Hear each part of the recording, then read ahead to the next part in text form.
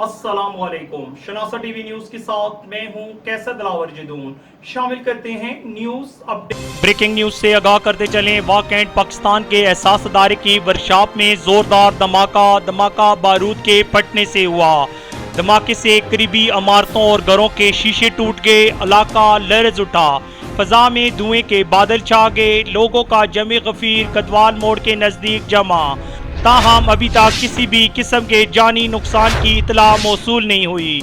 हम आपको breaking news से आगाह करते चलें कि वाकई पाकिस्तान के हसास अदारे की वर्कशॉप में जोरदार धमाका बारूद के फटने से हुआ। धमाके से करीबी इमारतों और घरों के शीशे टूट गए। इलाका लर्ज उठा। फजा में धुएं के बादल छा गए। लोगों का जमे गफीर कदवाल मोड़ के नजदीक जमा। ताहम अभी तक किसी भी किस्म के जानी नुकसान की इतला मौसूल नहीं हुई। कैमरामैन टीम के साथ कैसर दिलावर जदून, शनासा टीवी, हसन अब्दाल।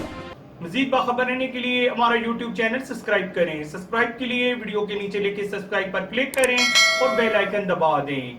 शनासा टीवी रखे आपको हर खबर से बाखबर।